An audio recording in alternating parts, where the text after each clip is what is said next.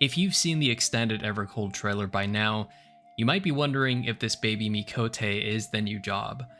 I was curious about this, but also not conclusive until Soken gave us the leaked sound effects for the new DPS, which I'll be talking about in just a second. But at first, this rod she's holding may seem like some kind of bird handling rod or some kind of magical wand. It seemed like, okay, maybe it's a falconer or something like that. However, I don't think this is the complete weapon. I think it's only a part of it. If you look and listen closely, you can see that she is curiously inspecting the item in her hand. It seems to me like she is not yet familiar with what she has. And when the falcon starts messing with her, she accidentally triggers this magical reaction. And you can actually see when she's trying to get the falcon off of her, she mistakenly hits this wand thing with her hand. It's not intentional. The bird then, I guess, gets scared and gets the hell out of there. Also, I'll elaborate on this, but keep in mind, the little Mikote has pink hair and a pink tail, and well, the old lady who explains the story is also a Mikote. Her pink tail can be seen right here. So, if we kind of tie this together with the leaked sound effects that Soken gave us, we can hear that there is indeed a bird involved, and it does sound a bit magic-y. However, there is a small notch sound if you listen closely.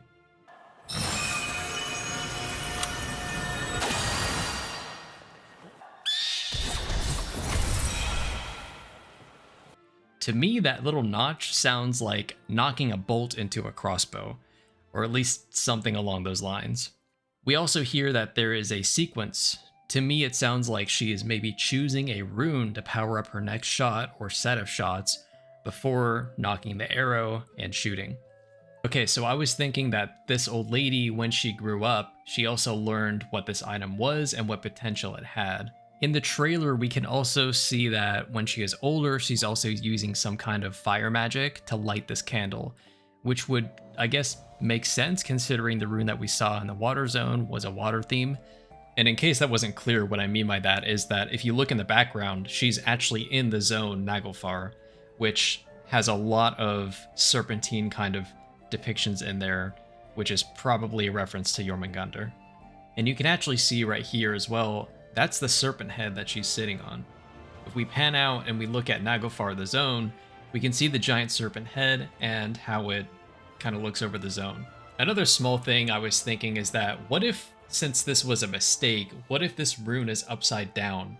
So if you flip it upside down, you kind of see that maybe there's like a serpent head in there. There's like kind of those cobra neck wing things, and then there's kind of a halo on top.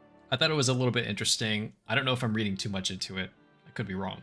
But I will say the other gods do have these halos on top of them. So, I don't know. At this point, I might just be entering dangerous speculation territory, but I think it's still kind of fun regardless. Okay, so what I'm getting at is maybe it's a crossbow with magically infused bolts that have different elemental charges from runes representing the other gods, such as Surt for fire, essentially choosing your ammo type to either buff your allies or debuff the enemy target. If I had to guess, it would be called something like Sky Hunter or Sky Warrior, or who knows, it could just be Falconer. And where does the Falcon come into play, you might ask? I don't know. There's a Falcon. There is indeed a Falcon there. He's doing things. If I had to imagine, it would be less of a pet and instead just an addition to some of our abilities, akin to Marksmanship Hunter in Retail WoW, where it just kind of swoops in every now and then and attacks as opposed to always being there and being targetable. I will say there is a big key missing here. First of all, we don't know what other kinds of runes might empower our bolts. One thing I am really interested in, and I haven't quite figured out, is where does the sky come into play here? There's a big emphasis on the sky being the safe haven. Maybe it's sky magic, or perhaps it comes from the sky god. In Norse mythology, that makes me immediately think of Tyr. I can't help but think that maybe this was given to her by Tyr, or an FF14 equivalent to Tyr, and it held the power to invoke a fraction of the other god's power.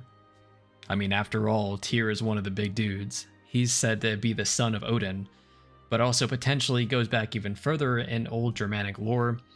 Tyr was basically synonymous with God. He was always associated with the sky, and his symbol being the arrow up, which also evolved into the letter T that we use in Tuesday, which is named after Tyr. Loosely, there's a lot of phonetic stuff that happens, but so maybe he's able to use some of the power of the other gods. Maybe that's why they escaped to the sky in the first place, because Tyr was the only one who could save them. Maybe this is sky magic and that's what's keeping them safe. I also wanted to throw this out there as well. Maybe these crystals have a big role in all this. The item she's holding in her hand has a crystalline shape on the spot that she mistakenly hit. So maybe the power is stored there and can invoke the different gods' powers. We also see these crystals just scattered about in all these zones, these big structures. Like in the water zone here, you see this giant crystalline structure. Also in Ringorni, I think is how you pronounce it, there is a giant orange crystalline structure at the top of the zone as well. So, and I think that's probably going to be a similar theme.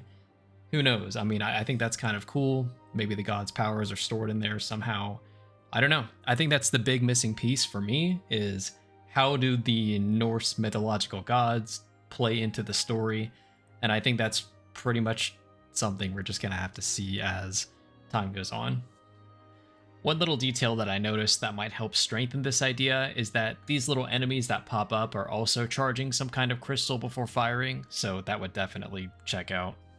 Another thing that I get from this is that, well, these sound like shots of some kind, either from a gun or a crossbow, so I can't really see it being like a boomerang or another throwing weapon like that.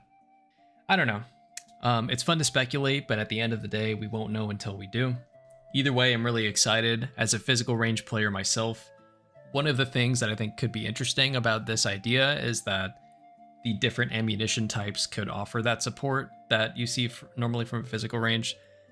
And I think it could probably be in the form of debuffs as well as maybe some buffs here and there. We'll just kind of see. I also saw that there was some speculation about it being a boomerang job. I personally don't think it will be. I mean, maybe it will be, but considering the sound effects, I just don't see it being a boomerang. But I could be wrong.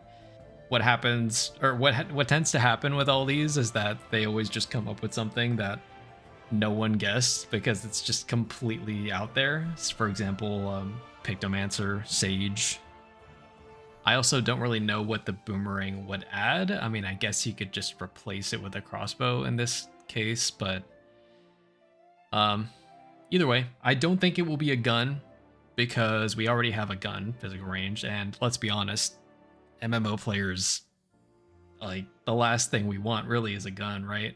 I mean, we want some kind of medieval weapon. I think crossbow could definitely fit the bill on that. So yeah, I would love to hear what you guys think. Hopefully I got at least a couple of the pieces right. We really will just not be able to tell until later. But if you guys have any cool ideas, let me know. And maybe if there needs to be an update, I'll make an update about it. Regardless, I'm going to be making more videos about Evercold in the future.